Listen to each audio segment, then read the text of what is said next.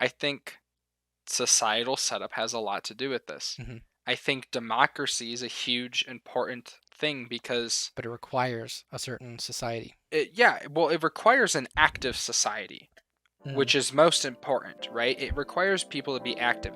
And I think what's happened is that, let's say that the silent majority.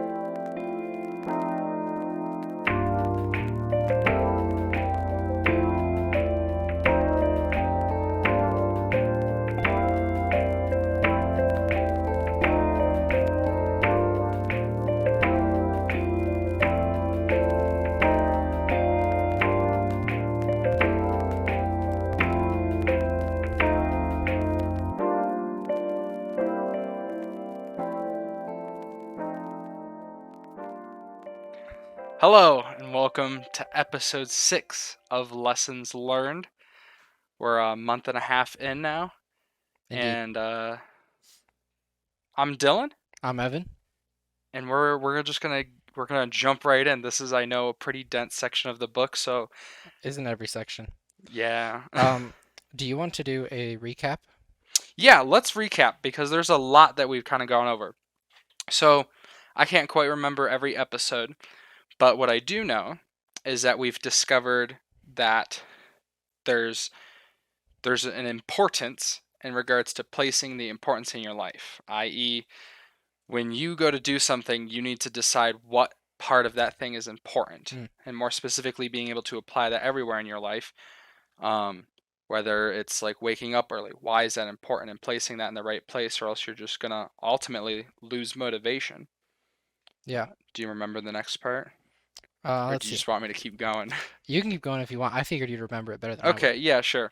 So following that, we talked about chaos and order, which is the unknown and the known, respectively, and discussing about how kind of our culture and society nowadays strays away from chaos or the unknown, um, and how it's kind of important to be able to be brave enough to venture into the unknown because that's kind of where we're getting a lot of crucial learning, and that's where we're really developing ourselves as individuals.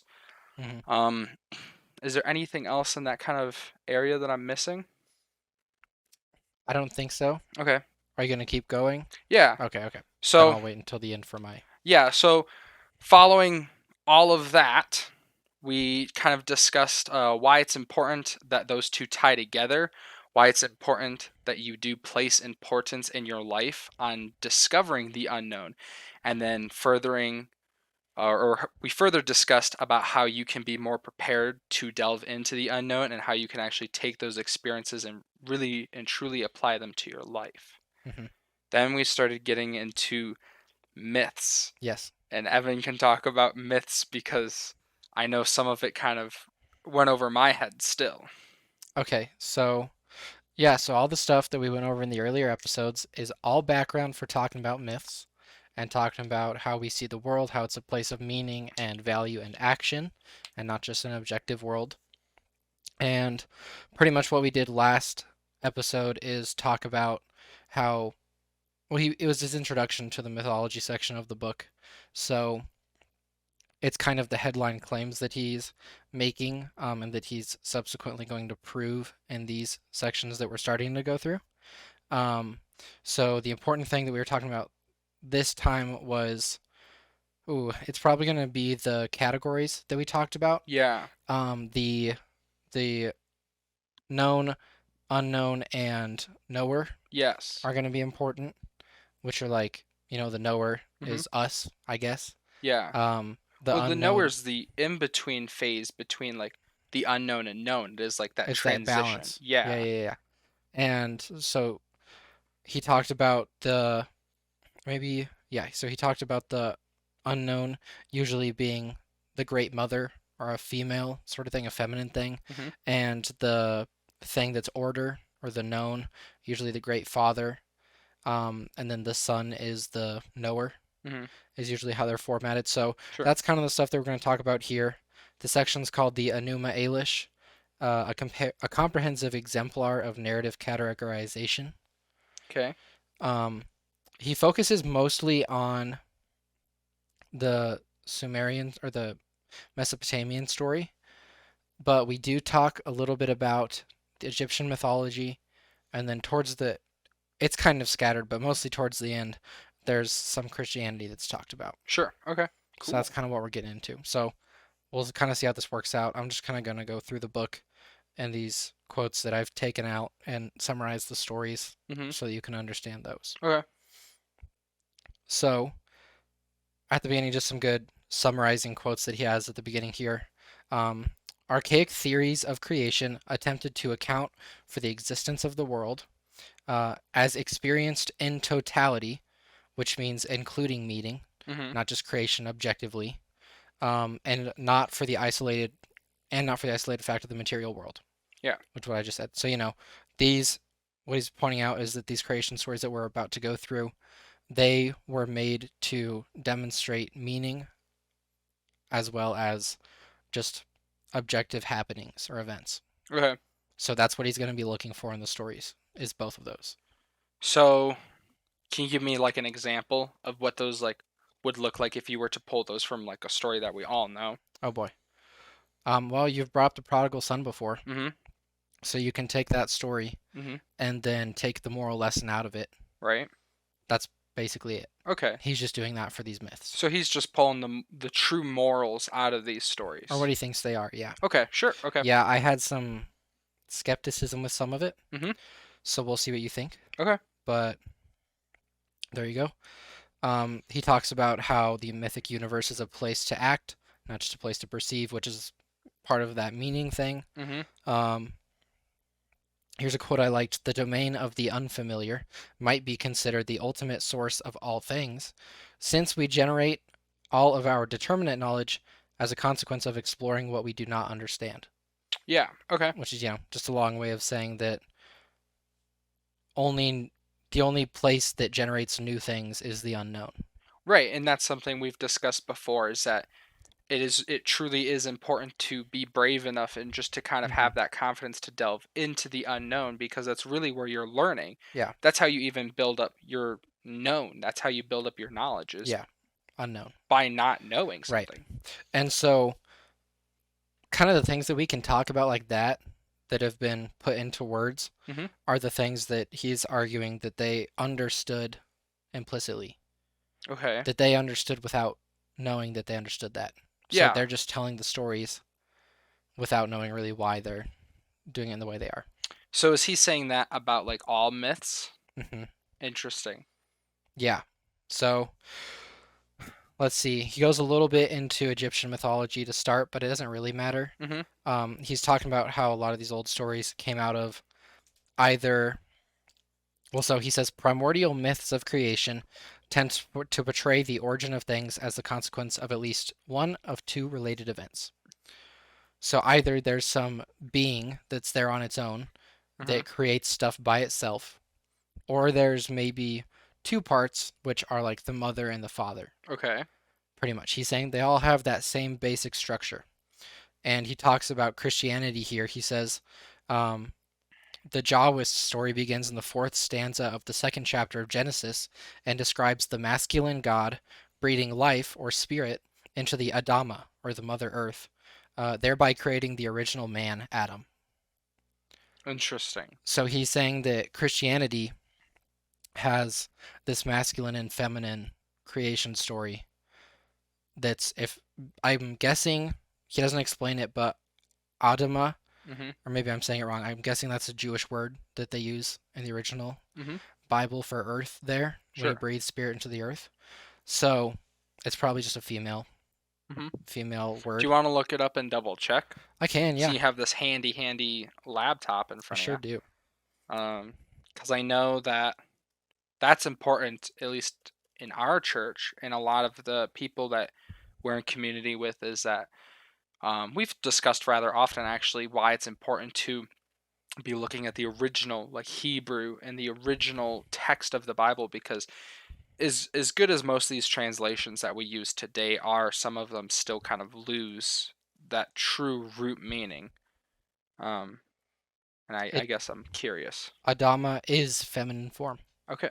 Okay. Interesting. Hmm. Hmm. And the word has strong connections with women in theology. Gotcha. Well, So, one analogy is that the Adama is to man as a woman is to her husband. Man has a duty to cultivate the earth in the same way that a husband has a duty to be fruitful with his wife. mm, okay. So, that is why he makes that connection. What do you think about that connection, the masculine feminine thing? Um, I think it's an interesting uh kind of observation to be making. I don't, and again, I'm not a pastor, Hmm. but I think there's almost, at least in my belief, and maybe you can correct me on this, but I think there's a flaw in that kind of understanding of the story of the Bible as God refers to himself as the one. Mm. There isn't really, like, yeah, the earth is part of his creation, but like we are created in his image. Yeah. The earth is there for us. So I think while the connection can be made, I don't think it's an inherently good way to look at it in regards to practicing Christianity, Hmm. because I don't think we should look at like Mother Earth as like part of our kind of creation Religion. Yeah. Yeah. story, because I think it diminishes the one true creator of God. Yeah. Does that make sense? Yeah. Okay. No, I agree. I agree. Well, because I don't know if it's a fully accurate connection, anyways, Mhm. because God also created the earth. Yeah. So it would have been like he created the earth, which was feminine, or this great mother, and then the two of them together created Adam. Mhm. So either, I mean, it still started out as just God, is the Yeah. thing, I guess. I think, I mean, it definitely makes sense because like mothers as viewed as the Hmm. provider, like that's what the earth is there for us. So maybe it's, I think it would just be fine to look at it in that context, as that we were given this kind of idea of like a provider of a mother, which is earth, Yeah. because that's where we get our everything from. But crucially and Hmm. fundamentally, God Spiritually. the Father, yeah, spiritually, the creator of all, Hmm. is like where our hearts need to lie, and where like our centeredness needs to rely on Yeah. God. Yeah. So I I like that. I think it's a an important distinction to have, especially in your own belief system. Hmm. But I don't think it's like wrong to look at it that way so much as just like don't be obsessed with.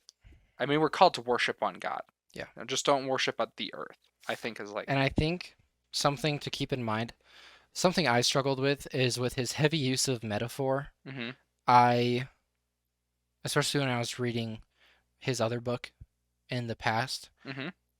I gotten to the point where I didn't know the Bible well enough and that sort of thing. Yeah. So he talks about all of this stuff a lot where he abstracts it and he makes connections to these other religions Mhm. or other myths or whatever. And it's like, man, it it really seems like it reduces Christianity Mhm. into just this metaphorical, not literal thing. Mhm. And then that would always lead me to be like, well, how do I know then what am I taking literally here? Yeah. And that was an issue for me Interesting. with reading some of it, is if he can pull the same thing out of the Bible that he is out of these Mesopotamian myths, then how do I know what I know? Hmm. So that's something to keep in mind. Uh, Something that comes to mind that Okay. maybe sheds some light on this Mhm. is that if you look at the role of God in the Bible and the Word, it is to fill the spiritual void in our lives, right? Mhm. So I mean, think about like back to like Mesopotamian myths. Yeah. Um, Perhaps, and you know better about the Bible and the Word than I do because I'm just kind of getting into it, but perhaps those people felt that void and substituted that void with their own kind of creation. They told their own story to Yeah. fill their spiritual needs. Mhm. And maybe that's where God was like, not that he didn't know, but that's kind of like he knew that that need would be realized, right? So as it was more and more realized and more of these fables came to be, he then started giving people the ability to be prophetic Mm. and kind of realize that the truth of God was real and that he was the one, right? Mm. So maybe that these Mesopotamian myths aren't necessarily separate from Christianity and the Bible so much as it was like a precursor to when we knew the word of God. Mm, Maybe it was that need created in these civilizations, that spiritual need, that spiritual hunger that God knew would happen. So, as he knew the world would become corrupt and he would flood it, that need was created so that his word was more desired, hmm. so that he knew his word and the love that he had to give us was better spread. Sure. It does seem like a lot of these, to me, it seems like some of these other ones are intimations of the Bible. Okay. Like there's a lot of similar stuff going on. Yeah. And it seems like this is probably completely speculation, but maybe we can recognize some of that truth within us, Mhm. or that maybe they could when they had this worldview of seeing everything as meaning. Maybe they had this intimation of what the truth was, but they just couldn't quite get there. You know what I mean? Yeah. Um, I don't specifically know why, and like I said, it's speculation, so it could be wrong. Yeah. But that's something I've been thinking about. No, I mean everything I said was speculation, Sure, but it sounded good though. well, maybe I'm prophetic. Whoa.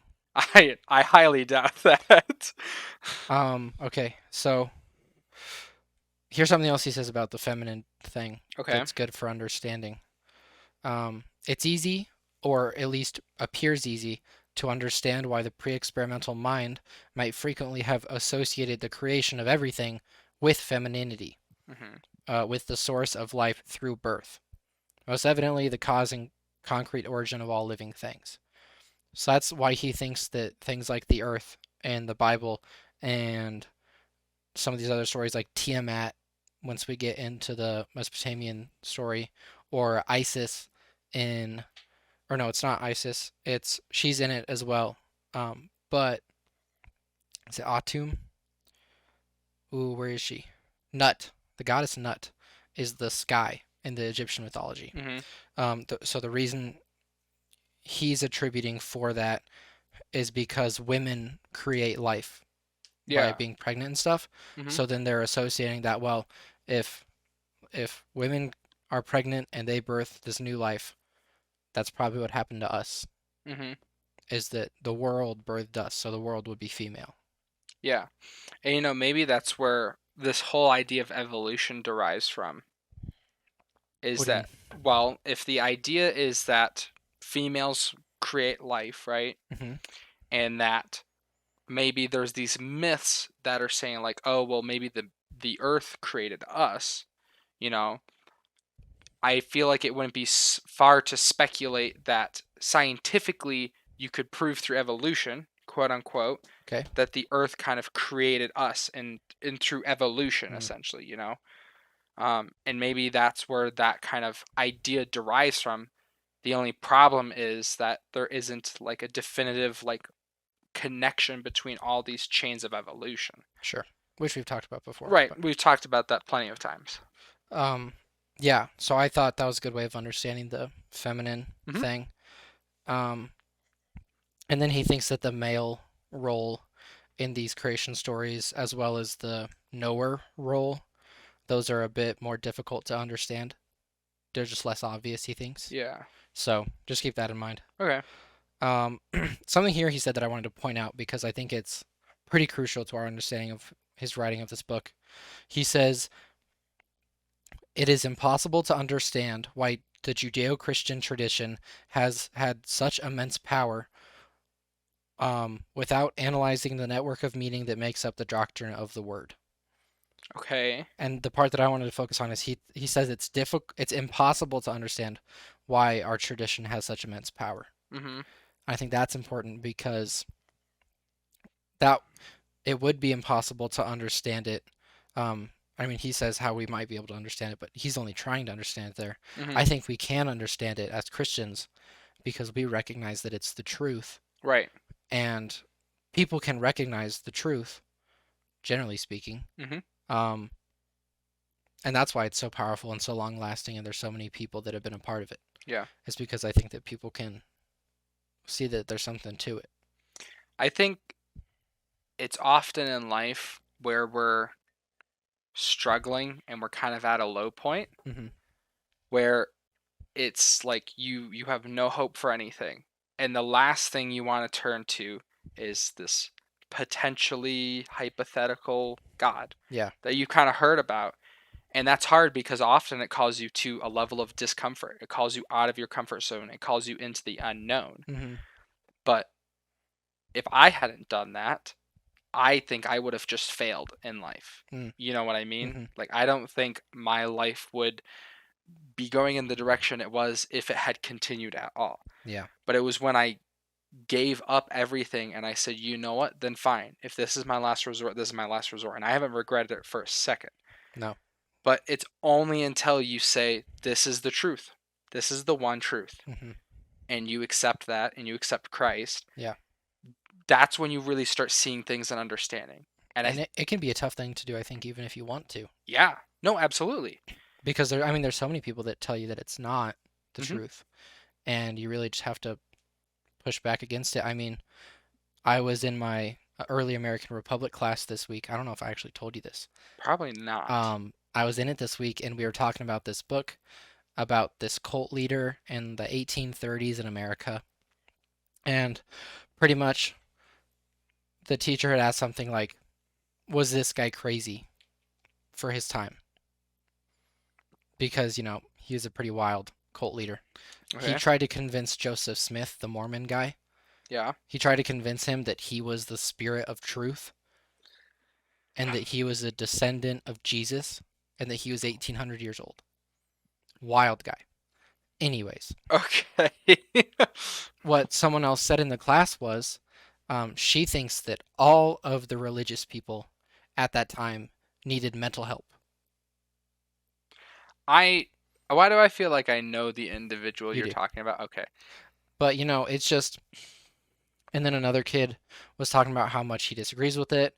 And he was saying, I get that they all think it's real and stuff, but in reality, and then he continued. And I think that's just all around Mhm. us. And I think that's why it's so important to have a community Yeah. where we can have some people to encourage us. Yeah. Because when I go and hear that, it sucks, Yeah. honestly. Well, and I don't need to be honest with you, but if I were to be honest with those individuals, Hmm. I have a hard time believing that they've truly attempted to To understand. understand I think so. that religion Hmm. and specific Christianity. Yeah, I think that's a big issue with Christianity now, Mhm. is there's so many people that don't understand it. Well, there's a lot of claims. Yeah, There's a lot of people that claim I understand it. I read the Bible twice.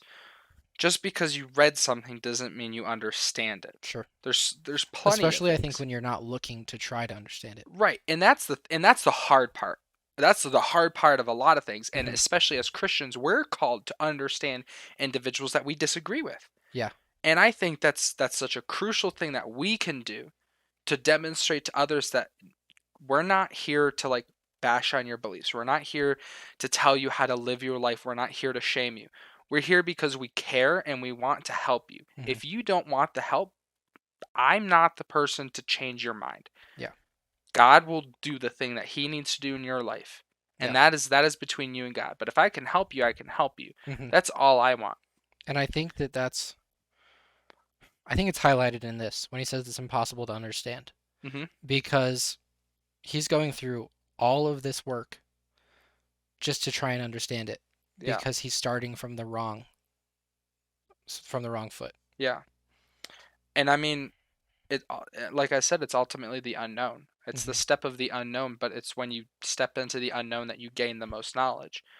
So like what is the path in life that you would like to choose? Would you like to step into the known? Would you like to keep doing the thing in life that makes money, doesn't make you that happy? Or would you like to take a step in the direction of the unknown? Would you like to get to know God and try to understand this religion that Hmm. you don't really believe, but you do want to understand it because it's something you don't know? Yeah. And then you know what? Worst case scenario, you're that much more informed on how to not agree with me. Hmm. But I would like to see an individual attempt. Yeah, to truly know and truly yeah, understand that, I think so. and still disagree. Yeah, I don't think they'd want to disagree. No. So we can continue on Sure. then. I think Yeah, that's yeah. um, he said this is important to understand as well. I think I've kind of already mentioned it, but there is no indication, however, that it is an act of conscious creation that gives rise to the pre-experimental deity. So all these stories and gods and stuff that they're creating, he's saying he has no reason to believe that it was a conscious decision to make these people the way they were. Hmm. So he's saying it's all that implicit understanding. Sure. And I think that's something that I kind of touched on at the beginning of this episode, was that there's perhaps, and I'm just speculating, Hmm. I'm no genius here. If anyone's the genius in the room, it's Evan. But That's bold. well, I'm not the one reading the Jordan Peterson book. But my point is that perhaps there is some truth there, that he's talking about people have innately created these stories, right? Hmm. And like I said earlier, maybe there was a hunger, maybe there was that Yeah. moral meaning that they didn't have an explanation for, that they needed to fill. Hmm. No, I see it for sure. Yeah. And I mean, it's the same. You can see it in pop culture. Mhm.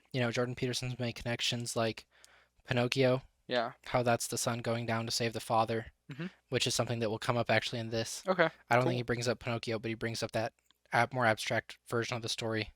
Or, he talks about how Harry Potter is so successful Mhm. because there's elements of it that are basically like the Bible. Yeah. Well, let's name some of the most famous movie series. Hmm. And I'm not we're disregarding or ignore Marvel. Okay. That Marvel comes from comics, so does DC. They come from comic books, and the comic books were already successful, and the current culture that they're creating in these movies is violently leaning away from the truth of the comics. Hmm. And it bothers me, and it bothers a lot of other people, so we're disregarding that because you're riding on the backs of something that was already successful. I'm He's talking about very passionate about comics and movies. I am um which, maybe that's something I end up discussing later. Maybe not in lessons learned, but who's to say? So, my point is, let's think of some of the most successful kind of series. Lord of the Rings. Hmm. Need I say more? No, I mean, it's a I mean, Christian story. Tolkien J.R. Tolkien. says it's a Christian story. The author himself says it is derived from Christianity. He Yeah. actually, I think, I'm going to butcher this quote, Okay. in the draft, and this isn't, I'm paraphrasing. Let me say that. I'm paraphrasing. In the draft, it was a medieval fantasy story, but in the revision, it truly became a Christian story. Hmm. So he didn't realize what he was writing until he revised it and understood and made all these And connections. then he embraced it. And then he Okay, embraced it, that's cool. which is such a cool Yeah. concept. I know it's probably more on purpose, but it's the same thing in Narnia. Narnia. There you go. Huge. And that was C.S. Lewis, right? Yeah. Yet we know where he stands. Yeah. We Very know. Christian. So, what I did think you? people just recognize it though, Yeah. Oh, absolutely. which is why it's such a big deal. What's another one? Harry Potter. Harry. Yep, just like you said, Harry Potter's He's talking about those. another one that is rooted in like this kind of Christian idea. And I mean, we can obviously extrapolate all sorts of Christian meanings and morals from all these different movies and series and stuff. But those are the three big ones that come to mind Hmm. where the author themselves said, "Nope, this is a Christian-based story." Well, I don't know if J.K. Rowling said it. Jordan Peterson definitely says it though. I thought she did. She might have. I don't know. I think she did. And I'm going to be bold and say that she did because I've heard it rather often. And I feel like it's kind of hard to make that assumption. I mean, you can do the same thing about like Star Wars. You can fit some Christian narrative in there, but that doesn't mean George Lucas wrote that. But Oh, was I right? yeah. Yeah, After the final volume was published, Rowling said she intentionally incorporated Christian themes, there we go. particularly the idea that love may hold power over death. Hmm. Wow, Yeah, that's cool. isn't that so cool? So yeah, I mean, I know we kind of tangented there. I think it's important though. Yeah. It shows that yearning Yeah. for Absolutely. some spiritual Yes, something. that's the point is like Yeah, look at the most successful stories, right? Lord of the Rings is crazy. Yeah. so is Harry Potter and so is Narnia, Hmm. right? And of those three, I think Harry Potter's the biggest. Yeah. Welcome back. We had technical difficulties with the camera again. Cool. Cool camera. It's a it's a it's a good quality camera. Well, I guess that's a sign that we move on. That is a sign we move on. um, this was really cool. So he's talking about how these different gods and deities and stuff um, personify instincts, Okay. which I thought was really interesting when he connects it to the Greek, the Mhm. Greek gods. Mhm. So one that he points out here. Well, let me read the quote that he says first. We no longer personify such instincts, which is what the Greeks did, except for the purpose of literary embellishment. So we don't think of them as existing in a place. So they're purposely fictional now. Mhm. So we just think of them as that separate thing. Okay. Whereas when they thought that they were real, it was actually affecting people. Yeah. So let me explain how this works. So Ares, or the Roman god Mars, was warlike fury and aggression. That's what he represented. So um, when you look at these different gods that were involved, like in the Greek wars and stuff in their mythology and Yeah. that sort of thing, he says the forces involved in such wars do not die as they are immortal. The human beings acting as pawns of the gods during such times are not so fortunate. Hmm. So I think what they would say is, someone's possessed by the spirit of Ares Mhm. or Mars, and that's when they're going to war and stuff like that, or they're being aggressive and stuff. Is they saw when someone gets really aggressive, that's Ares going into them, Interesting. kind of, or the spirit of Ares. That kind of reminds me of one of my girlfriend's friends Hmm. who we had a very interesting conversation with. Evan, I'm sure you recall. Hmm. I feel like that kind of ties similar. The story he was telling us ties similarly into that. Yeah, he was talking about Norse mythology Right.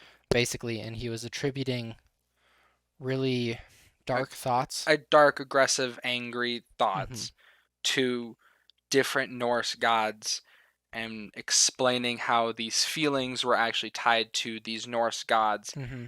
and how he could, Like correct me if I'm channel wrong, it. he said he could channel it, but more importantly, he said he could like choose the Norse god to follow, Yeah, yeah, yeah. which like ultimately doesn't follow traditional Norse mythology beliefs, But it's similar to this. but it is similar to this, Hmm. which is really interesting. And Yeah.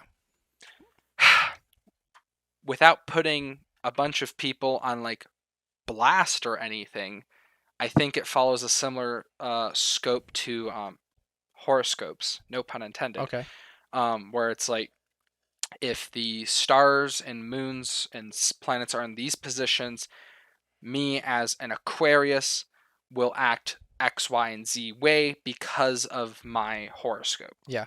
And I think there's a huge flaw in that. And most importantly, I'm sure you're just going to agree with me on this, that it excuses inappropriate and bad Hmm. behaviors.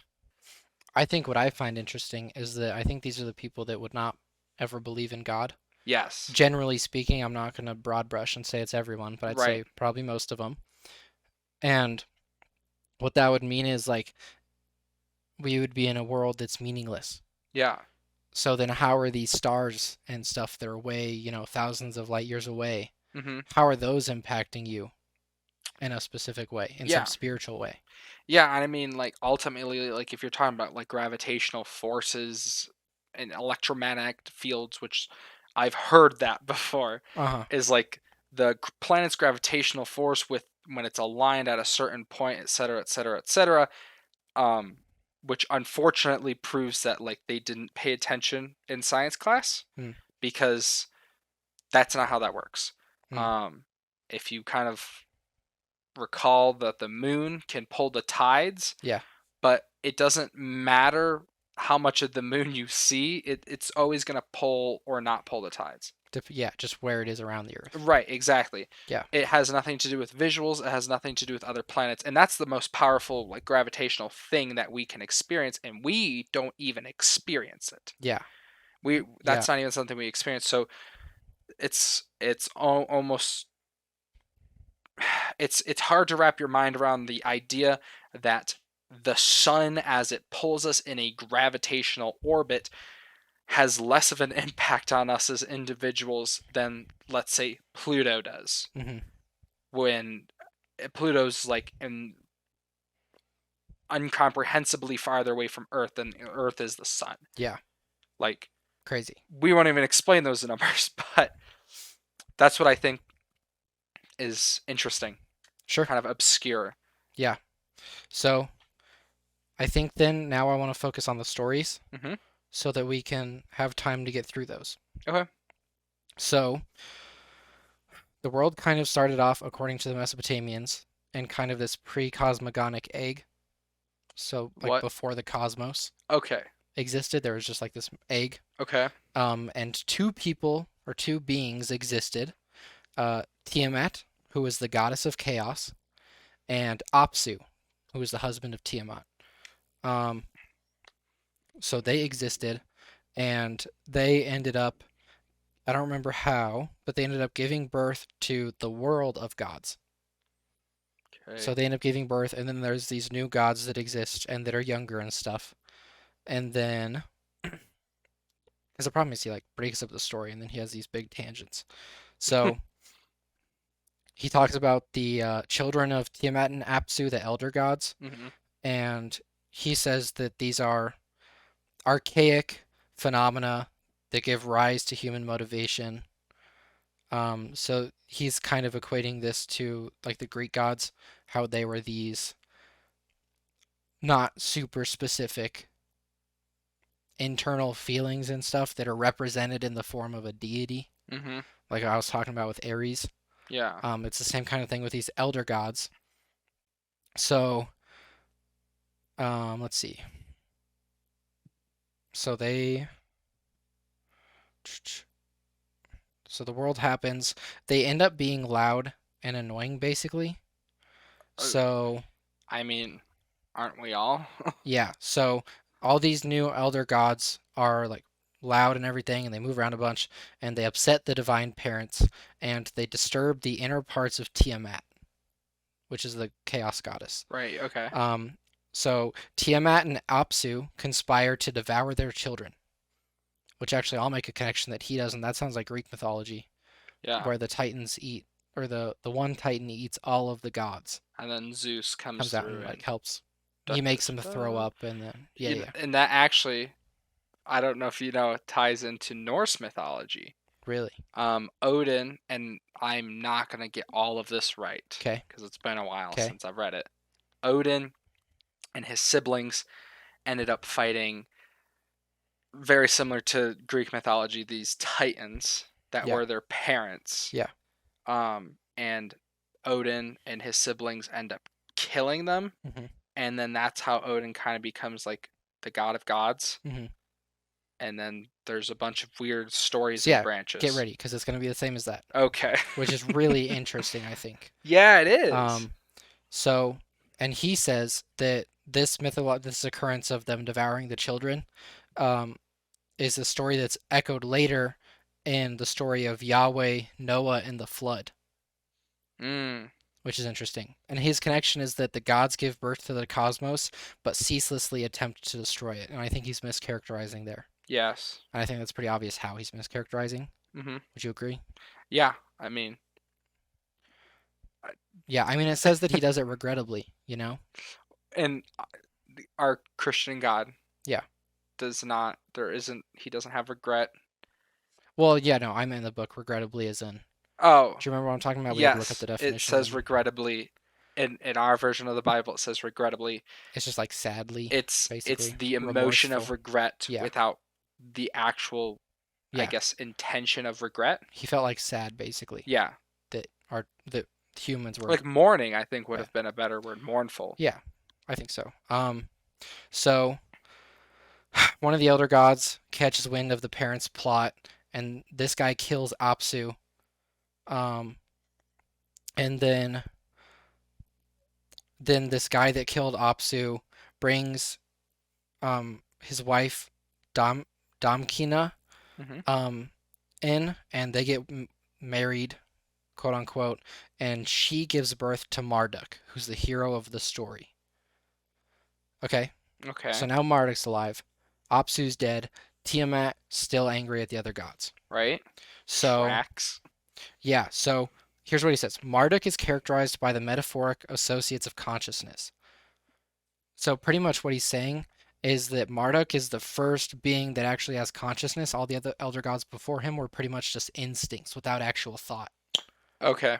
Does that make sense? Yeah. It. Okay, That's an interesting. Is that the observation he's making, I think so. according to Peterson? I don't Okay. know if he explicitly says that, but at least that's what reading it led me to Okay. thinking. Sure. Okay. So I think that's his point.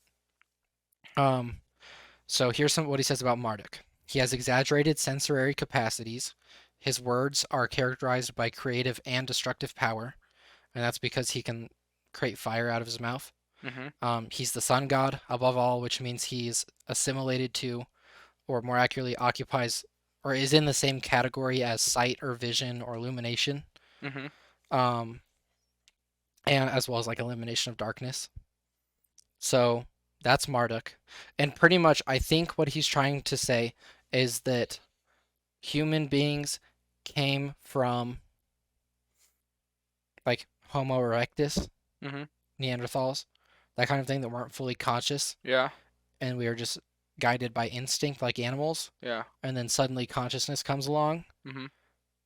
and humans were representing that in the story of Marduk Hmm. coming from these gods. Okay. Does that make sense? Yeah. That's like the biological evolutionary biology perspective Gotcha. that I think he's coming from. Okay. So let's see. This one guy, Anu, who's Marduk's grandfather, he makes wind. He creates wind, and that makes Tiamat really mad, and it makes the water really choppy and stuff. Uh huh. So then she gets really mad, and she creates a bunch of monsters that are gonna like fight and kill the gods.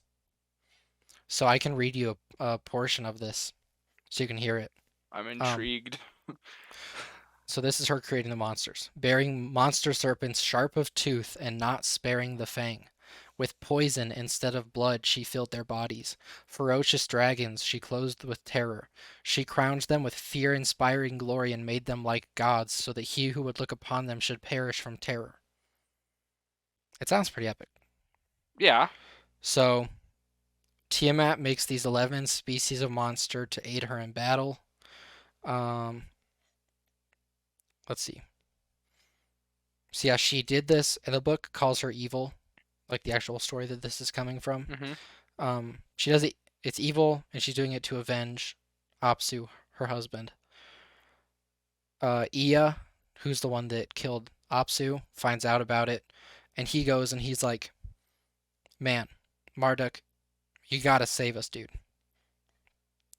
So I think Ea ends up getting killed. Um, oh no, so he didn't get killed, but since Ea's the one that goes to get help here against this chaos, Mhm. here's what he says about Ea. He might therefore be reasonably regarded as that part of the human, eternally contemptuous of tradition, and willing to undermine or destroy the past without understanding its necessity or nature. Um, and that's because Ea killed Apsu, and he's saying that Apsu represented tradition and stuff. Okay. So Ea's this thing that wants to kill tradition. Mhm. Does that make sense? Yes. Okay. There's just a lot of names, and I'm Oh, I I'm know, I just know, I know. trying to keep them straight in my brain. Just if you can get the general order of events, you're chilling. Yeah. I think Okay. it's good. Okay. Okay. So, um, and what he says about Ea, or I guess society in general, is those unconsciously protected from the outside world by the walls of culture may become irritated by the limitations such walls represent and incautiously pull them down. You want me to break that down? Yeah. Go ahead. Break that down. Okay. So those unconsciously protected from the outside world by the walls of culture. Unconsciously protected just means like we could say right now, I guess we're protected from a culture, like by certain unknowns and that sort of thing. We're protected by the rules and values and stuff that are in the culture from the unknown, and we're not necessarily aware of that Hmm. because we just exist in it.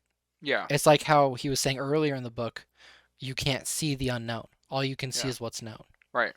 So Well, he said that you could see that something was unknown, but you couldn't see what that what that knowledge is, was. yeah, yeah, yeah. Um, so what he's saying is people that are protected by this culture um, become irritated by the limitations that the walls represent. Hmm. So we have this culture that's protecting us for so long from all these forces of chaos um, and anarchy and stuff, and it works for so long that people end up getting irritated by it and don't realize that there's these walls that are protecting us from something worse. So then they incautiously pull those walls down. Okay. So, I'll just let you run with that one. okay, perfect. So, did you this is going to sound kind of dumb for a lot of people listening. Did you watch the iFunny link I sent you? Remind me. It was the one about hard times create strong men create good Yes. times. Yeah, You yeah. did. Yeah. Did do you have thoughts on that? Do you want to explain it for people? Yeah, no, absolutely. Okay, so and I'm sure it was another podcast or it was a video of some type, and this guy was talking about how history is repeated rather often, Hmm. especially in culture. And he said, and correct me if I'm wrong, I think he said about 150 to every 200 years it I think was he said repeat 100 to 150. 100 I to don't know if I would 150. agree with that, but that's what he Yeah. said. So the guy said that about 100 to 150 years, culture cycles through in history and it repeats itself.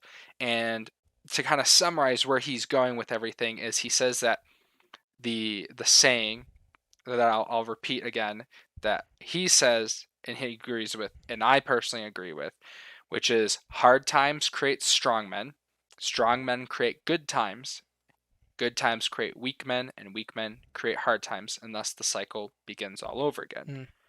And do you have a standing on that kind of idea? I mean, I think it's the same basic idea that Peterson's talking about here, Mm-hmm. is we have these things that protect us, and then we're not thinking about what's dangerous, Right. and because of that, we let the danger back in, and then things suck again. Yeah, and I'm absolutely going down this hole. Yeah, But personally, is that something you kind of agree with? Because you're a historian yeah.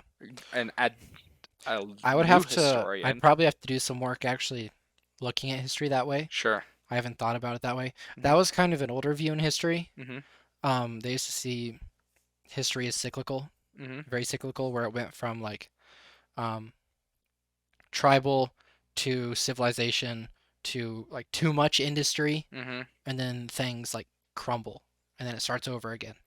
Yeah. But nowadays it's seen as more linear. Yeah, and I wouldn't necessarily say that literally society itself Hmm. crumbles so much as, especially nowadays, um, without getting into a bunch of politics for the sake of discussing politics, of course, I think we're seeing this idea of like tradition is being turned over for the sake of like progressive ideas Hmm. and kind of bringing in this new age of ideas. And unfortunately, most, if not all of those ideas have like horrendously negative effects on society and almost every single individual that is participating in that. So the what was the silent majority, as a lot of I think we're kind of all familiar with that. Ronald Reagan, yeah. Yeah, the silent majority, the people that were just like, you know what, like if you want to change where culture's going, where society's going, like yeah, but it's gone too extreme and it's starting to create really weak and flawed ideologies that are uprooting society. So now that silent majority has to flip that back over and become not silent anymore. Hmm. So I think that it doesn't necessarily mean that society has to crumble so much as society as good times are created in good times allow for like art. I mean, think about like the Renaissance period where things were like you didn't have to make all of your food or get all of your food, etc. Like we really, or we didn't live, but those people lived in that era where like freedom was a huge thing. You know, freedom of time, I guess. Debatable. I and you know way more than I do. Yeah, I mean it's true in some places where the Renaissance really happened. I'm Look at talking those like Italian right. city-states. I'm talking mostly about the art aspect, Okay. where that huge explosion. I mean, um, Well, it's because people had more money. Michelangelo, They were paying for more yeah, art. Michelangelo, Da Vinci, Yeah. just absolutely breathtaking artists. And I'm not even a huge art buff, but they are Hmm. amazing.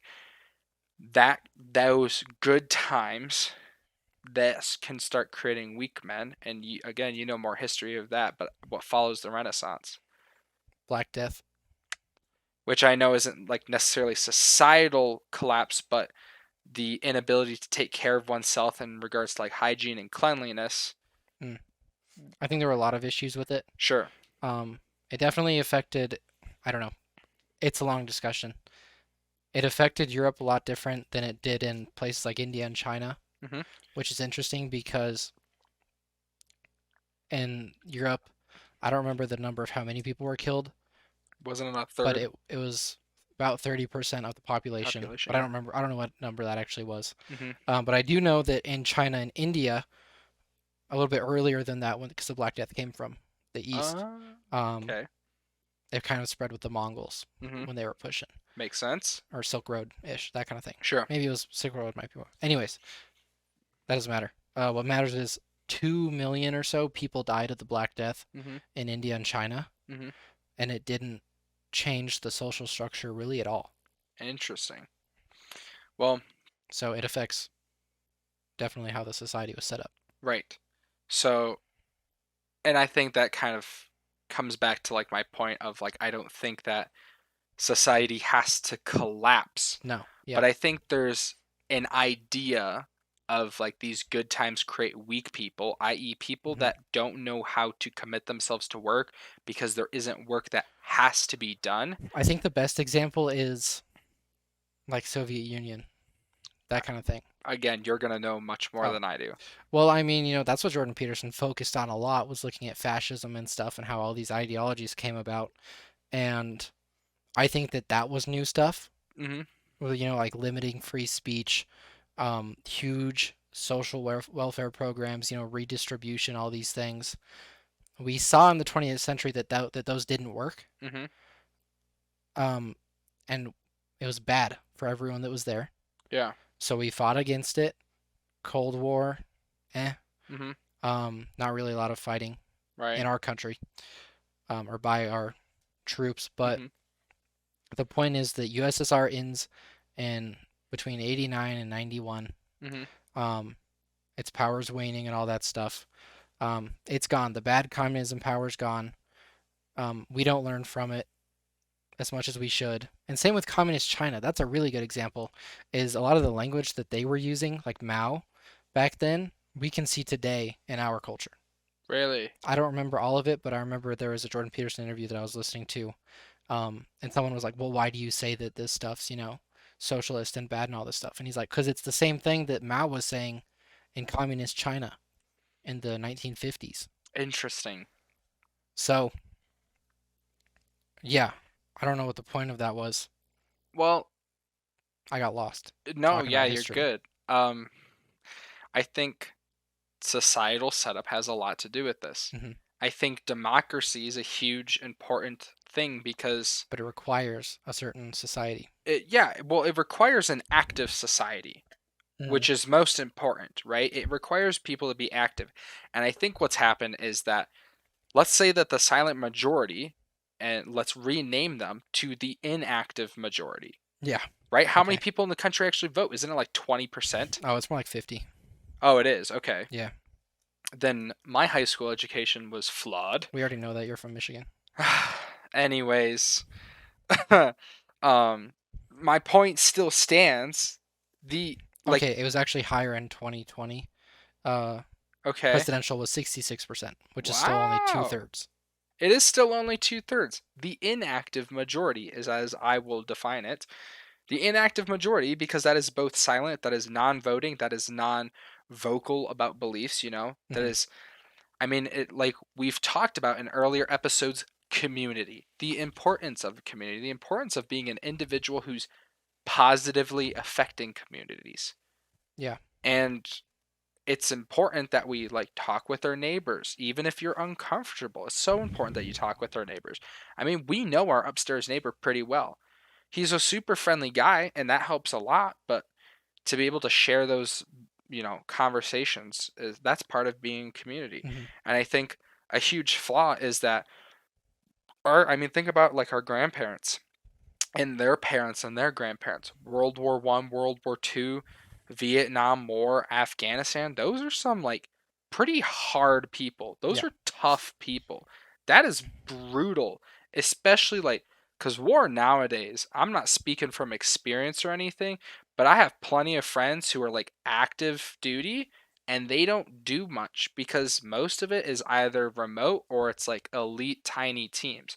But like back in World War One, World War Two, where you're having Vietnam. countrywide drafts, yeah, Vietnam, where you're having these massive drafts, it didn't matter if you were trained or not. You were fighting. That's Yeah. brutal. Yeah. That's hard. So I think C.S. Lewis went when he was 18, really, 18 or 17 maybe. sure. Yeah, well, a lot of Super young. people lied about it because they wanted to go fight for their country Yeah. because that's the ideas that have been implemented since the Yep. founding fathers. I think it's kind of and again, Evan's a what's your official major? History. Just history. Yeah. Okay. So you're a history major and I'm not. Yeah. So you can correct me anytime I say something silly. But It's not totally accurate, okay. but it's good enough for the argument. Okay. Sure. I'm confused and I think it's an interesting thought. Why why now of all times has our country started to hate itself? Hmm. I mean, since the time of the founding fathers, everybody was proud. And I Maybe, know yeah. this is I kind of mean, we only have a limited amount of time, and I still have to get finish the story. okay. So I think a way to finish that is to say it's because it's so easy now, Yes. as I think what you're getting to, Yes. right? Yes. Is that we don't have it hard, so people Strong can times or strong people create good easy time. Yeah, times, good yeah. times. Yes. So I think so. Okay, we don't. I'm not gonna try to take too long, but we've gone through less than most of this story wise. So I think it's really important Hmm. to get to the end here. So basically, these elder gods go and end up asking Marduk for help. Um, and he says, I'll help you, but in exchange, you're going to put me at the top of the hierarchy of gods. Hmm. I'm going to be like the ruler. Um, and so, Jordan Peterson sees this as the people implicitly putting this consciousness at the top of the morality Hmm. hierarchy. They think it's the most important thing. That's what they're deciding here, Yeah. is what his argument. And that's what this story is reflecting, is that all these like instincts and stuff like that coalesce into backing up this main consciousness, Gotcha. pretty much. So that's what they're saying there. Um, let's see. And then there's like a lot of long poetry-ish looking text. Oh, Um, but they end up, he kind of redoes some of this. They go and face each other. Um, there's some diagrams on here. dude, he has so many diagrams that I don't think are helpful for me. Oh, Um, let's see. One thing I didn't like necessarily with this idea that the consciousness is the most important thing, like this consciousness or whatever, hmm, should, as he says, always reign supreme. Um, he says the formulation of this hypothesis was a work of unsurpassed genius and a decisive move in the history of the Western mind. Which is like, I don't agree with. I think that that's where the Bible comes from, hmm, and we are given consciousness by God, yeah, and it wasn't something that people just like came up with. Like, oh man, like we need to focus on this thing. yeah. I didn't like that. Well, I agree with you in disagreement, Hmm. because if you look at the brain, right, consciousness, there there aren't any other creatures on Earth Yep. that share that, and we as conscious people can't recreate that in a computer. Right. Like we can't create We've we can tried, but yeah, yeah. we can create an Mhm. AI, we can create Mhm. like a library that talks to us essentially. And it actually, if you're interested, I can show you some Jordan Peterson stuff where he's talking about the problem of perception Interesting. because that's like the biggest difficulty that computer programmers have had with making some sort of Yeah. intelligent or artificial intelligence is the problem of perception. Mhm. Um, Hmm. but anyways, to get through this, Mhm. one quote that's important. He thinks this is one of the things that's important about Marduk as this embodiment of who we should be. He confronts novelty or the unknown voluntarily at a time of his choosing, after careful preparation and without avoidance. Okay. So he's basically just he prepared himself, he got his weapons and stuff ready, Mhm. and then he just goes and fights it. He goes Oh. and fights the unknown head on, no hesitation. He's going to fight. Okay, so then he appears, and he scares this legion of monsters that belong to Tiamat, and he connects this to Jesus Christ terrifying the devil and his minions, which is an interesting Okay. connection. And then they approach for battle, and I'll read you what he says. Um, Marduk fills Tiamat with an evil wind, which distends her belly. When she opens her mouth to devour him, he lets an arrow fly, which tears her interior and splits her heart. He subdues her completely, casts down her carcass, and stands upon it. Mm. So he kills her, and then it continues. That was what Jordan Peterson was saying in the actual text of the primary source. It's probably primary, maybe secondary. Mhm. Um, the Lord trod upon the hinder part of Tiamat, and with his unsparing club he split her skull. He cut the arteries of her blood and caused the north wind to carry it to out of the way places. He split her open like a mussel into two parts. Half of her he set in place and formed the sky as a roof. And talks about like what he does with her body to kind of create the world in a new way, and that's how the Earth came about. So then he talks about how Tiamat is portrayed as the thing that breeds everything and as the thing that destroys all things. Um, and then let's see. He talks about what Apsu is. I don't think it matters as much what Apsu is. He says Marduk is the last born child of instinct, but is the hero who voluntarily faces the creative and destructive powers that constitute this place from which all things emerge, aka Tiamat. Mhm. He's the martial deity role model for the culture of the West who violently carves the unknown into pieces and makes the predictable world from those pieces. Hmm. Does that make sense? Yeah, I think for the most part it does. Okay. So then we get into the Egyptian mythology.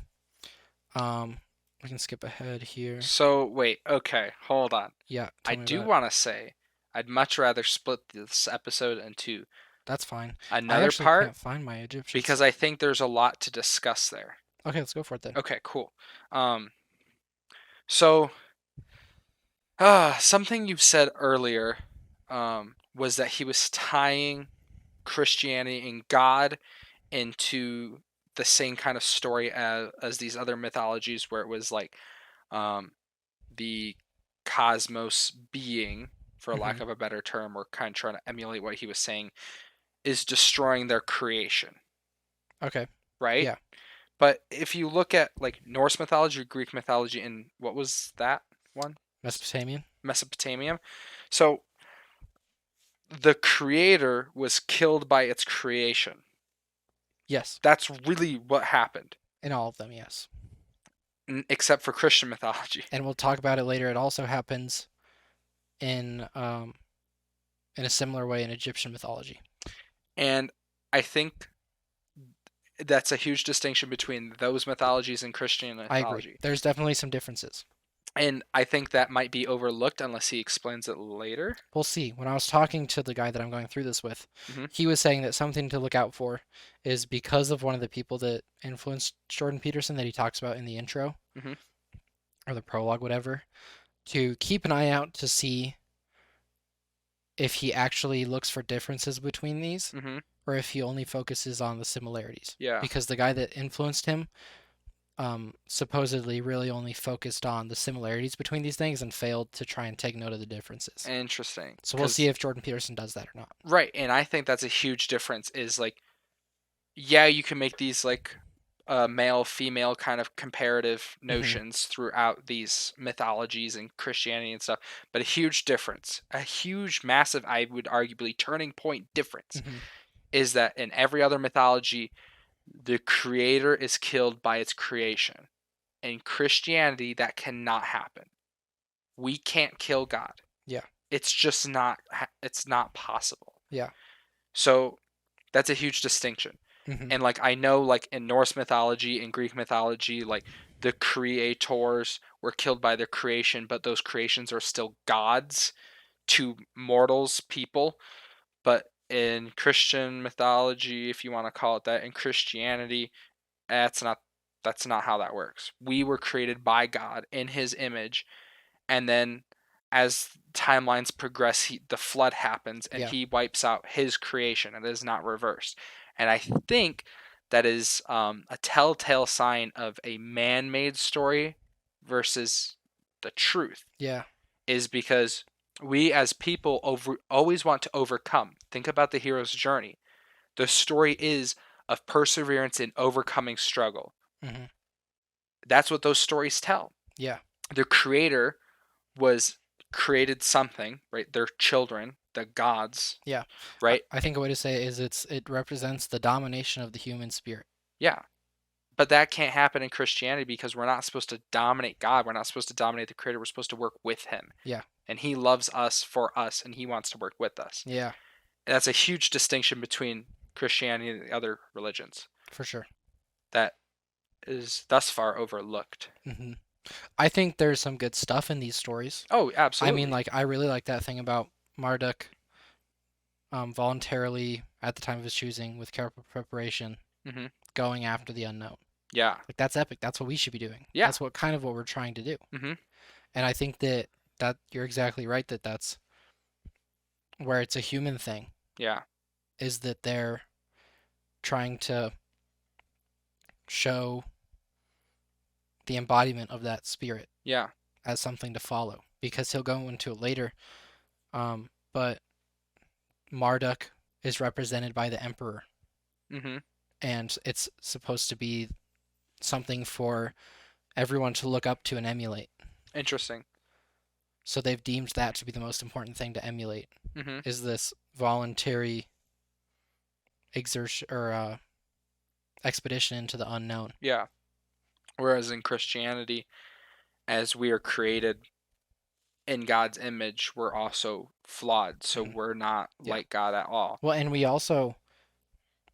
I think it's also important that in the Bible we remain dependent on God the Yes. whole time. Right. These guys are surpassing whatever thing was before them. Right. And I think, again, that's a telltale sign of Yeah. humanity in our stories that we tell Hmm. is overcoming and perseverance. Whereas God's like, no, I am here with you. Yeah. I will carry you through this. Yeah. Whereas in those stories, it's like, no, grit your teeth and work harder. God's like, no, no, no, give it to me, and we will do this together so that you may be better on the other side instead of dying in the Hmm. process. I think is that Yeah. No, maybe and I that's think a point to make note of, is like he created us in his image, the beauty of life that he created. Why yeah. would he want us to die in the process of bettering ourselves? He Right. wouldn't. Right. So, That was good. yeah, thank you. Try to be philosophical at points. Um, we are pretty much out of time, Yeah. and I don't want to just rush through this. Yeah. No, we can call it there. Okay. Is there anything else from the story that you? Um, there's a couple other things that you just that came to mind as you were just going through it that I can't quite recall. Okay. Um, I, oh, I guess final remark from me okay. about it is that all of these mythologies and all these stories have imperfect creators and imperfect creations. Yes. Not the story of Christianity at all. Hmm. We couldn't. How could we, as imperfect people, not want to create imperfect creators? Another, what I think is a sign of a man-made story. Whereas in Christianity, God is perfect. There's no ifs, ands, or buts. Hmm. And there's plenty of things as you read the Bible that we don't understand, but like later it totally makes sense. But it wasn't Yeah. until hundreds of years later. And I think that's just a sign that like we couldn't tell that story. Yeah, I It's mean, not all of possible. these, Greek gods, Norse gods, all of them are succumbing to these different vices, Hmm. over and over and over again. Look at Zeus. Look at how many people he sleeps with Yeah. in all Well, those stories. Odin gave his eye for knowledge. Right. Like, Yeah, and there's all this, and all the Bible has is the story of humans doing that. yeah. Sodom and Gomorrah, Hmm. Tower of Babel, all these things where people are just turning away from God and succumbing to their vices, and maybe even you could say their instincts. And I think that's why a lot of people struggle with Christianity and struggle with the Bible is because there isn't a God, there isn't a creator, there isn't a higher power that is flawed as we are. Mm, So we have to really come to terms with we're we're not flawed. perfect. Yeah, We're not perfect. And it's important that we accept that, move on, and better ourselves and build a better relationship with God and build a better relationship with ourselves, forgive ourselves, and move on. yeah, And a lot of other mythologies don't have that because it's easy to be relatable. It's hard to overcome your error. yeah, yeah. I think that's one of the hardest things ever is recognizing and acknowledging that you're not perfect. Yeah. I mean, that's what he talks about in one of his books Yeah. is like, why would you want to help yourself when you know all the bad things you do? Yeah. So maybe you can just keep helping yourself if you just don't recognize the things that Hmm. you're doing wrong. And I think that's a big thing that Jesus calls us to do is to forgive, but he doesn't exclude yourself. Yeah, that's huge. I think I Yeah. think a lot of people need to learn how to forgive themselves, which is something I feel like I've done recently, is I've forgiven myself for things that were out of my control.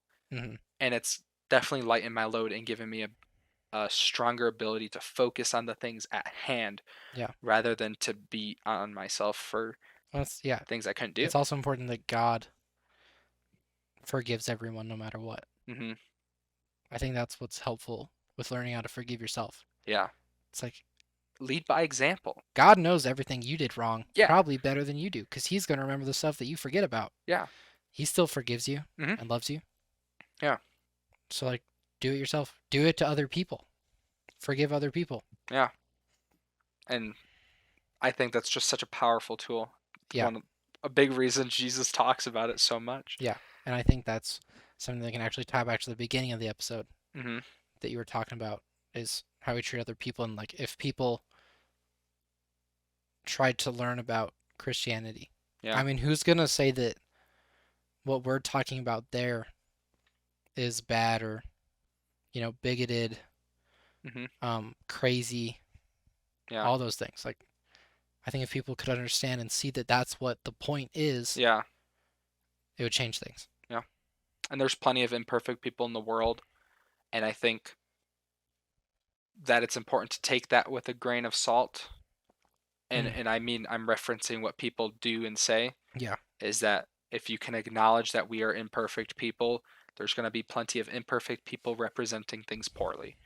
And it's yeah, unfortunate, and we hope that they can learn from their mistakes and we encourage that they do learn from their mistakes, but that's just part of life. yep, And it's hard, but I think that's why it's so important to have a spiritual connection to God, hmm, is that he's going to do his best and you're going to do your best to work and not avoid failure, but to learn from it yeah, so that you can better yourself and most importantly, the community around you, yeah. as we've talked about plenty of times. Man, that's really interesting. Hmm. I mean, ultimately, these stories are that you can become perfect by yourself. Yeah, and Christianity is not that way. Yeah, And I hope that Jordan Peterson does talk about the differences because I think it'd be really interesting to hear his hmm, perspective because I think that's what we're doing now kind of innately is we're talking about these differences that we see because we live Christianity, we don't live these other things, so we hmm, can immediately go, "Oh, that's not what I believe at all. That's not the story, that's not the truth." yeah, So, I can see that difference immediately. yeah, So, it's interesting to hear the similarities, but I do hope he looks into the differences hmm. because I want to hear his perspective. Agreed. Yeah. And I guess we'll have to wait for next episode for more of that. We will have to wait till next episode. So thanks for joining us on episode 6. I know a lot of these videos are getting a bit longer, but I think it's important to not cut discussions short. But as our camera is dying and our light is turning green, that is our sign to start wrapping up the end of the video. Do you have anything else to say, Evan? No, thanks for sticking with us through the technical difficulties. Mm-hmm. We're trying to get them fixed out, Yeah. trying some new stuff. Um, yeah, Yeah. just seeing what works. Yeah. So, Just trying to figure this out. Give some good, entertaining, and quality content for everybody listening or watching. Again, as Evan said, thanks for sticking it out with us. Thanks for being along for the whole ride. And I hope to see you next week. And yeah, enjoy yourself. Take some new steps into the unknown. it's worth it. It's definitely worth it. All right, bye.